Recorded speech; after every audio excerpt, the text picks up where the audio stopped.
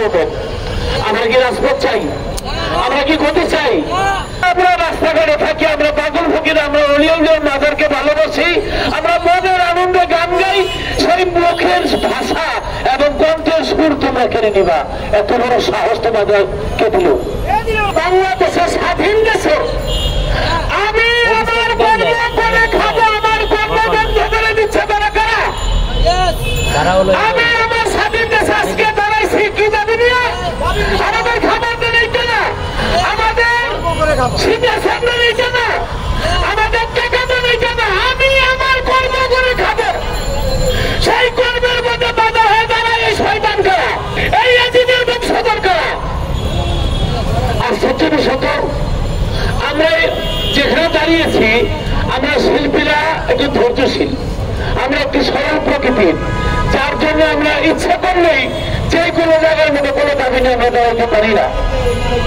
তখনই দাঁড়ালাম, আমার মুখের ভাষা যে বন্ধ করে দিল, আমার গলার সূর্য বন্ধ করে দিল। আমরা কিছু সংখ্যক লোক রেড সিগন্যাল দিচ্ছি। বাংলাদেশে কমসে কম তালিকাভুক্ত লোক লালন চন্দ্র বাবুল সব মিলারা প্রায় 1 কোটিরও বেশি হবে। আমরা তার মধ্যে চারি সারি ভাটিয়ালি প্রতিনিধি বাউল লালন সব মিলে আমরা শিল্পী আছি 20 লক্ষ। এক একটা শিল্পীর সাথে যন্ত্রিক আছে 10 জন যদি থাকে, তাহলে 20 লক্ষ করে 10 জন পূরণ করেন। তার সাথে মা আছে, বোন আছে, ভাই আছে, আত্মীয় স্বজন আছে।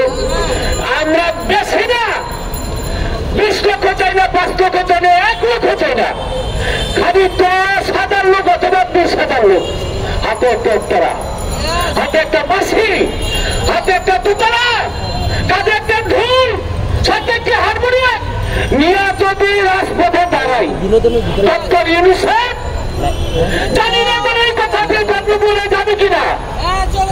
ইউরোপ আমেরিকা সমগ্র বিশ্ববাসী আপনাকে জানতে চাইবে আপনার কাছে যে বাংলাদেশে এমন কি হইল, সুশীল সমাজের লোক বাউল শিল্পীরা ওরা পর্যন্ত রাস্তায় নামলো, তুমি বাংলাদেশটা কোন জায়গার মধ্যে নিয়ে পৌঁছলাম।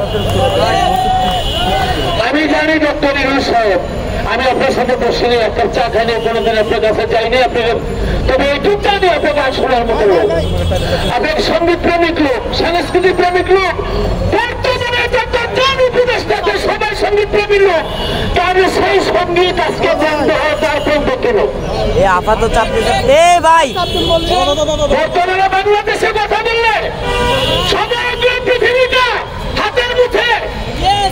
পৃথিবীর মধ্যে যতগুলো রাষ্ট্র আছে সব সাংবাদিক, সব শ্রেণীর লোক আপনার কাছে জানতে যাবে বাউলের মুখের ভাষা, বাউলের কণ্ঠ সুর তোমরা কেড়ে নিচ্ছ কেন? প্রিয় বোন, আমরা কি রাজপথ চাই? আমরা কি গতি চাই?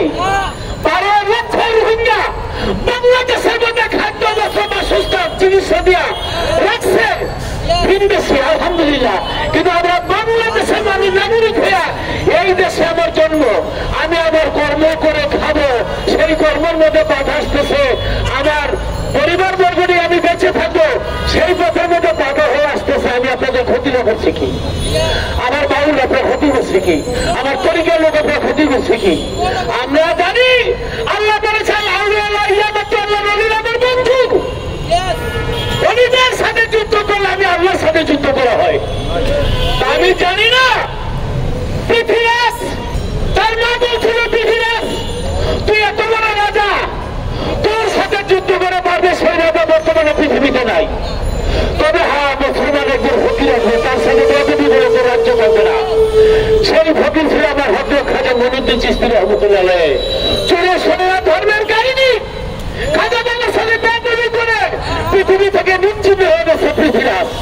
আমি চাই না তোমরা যারা আছো তোমাদের কর্ম তোমরা করো, আমাদের অলিয়ার মাজারে হাত দিয়ে যে বেদবি করেছো প্রত্যেকটা কর্মের মধ্যে কানে ধৈর্য তওবা করো, তাহলে ওই আমি লোকটি সঙ্গে ছেড়ে দিতে পারি। বাংলাদেশের জনগণ ছেড়ে দিলে তোমার আল্লাহ ছাড়বে না। আর আমি বলি আমাদের পীর যখন দেয়ালে থেকে যাবে, বাংলাদেশের হাজার হাজার লক্ষ লক্ষ পাগল ফকির তারা কি চায়? একটা পাগল কি চায়? ওর গায়ের মধ্যে একটা জামা, পরের মধ্যে ছিঁড়ে ভরা একটা জামা, দেখেন আপনি খুঁজে কারোর সাথে একটা কম্বল আছে, কারোর সাথে একটা কম্বল নাই, ওইভাবে রাস্তাঘাটে থাকে।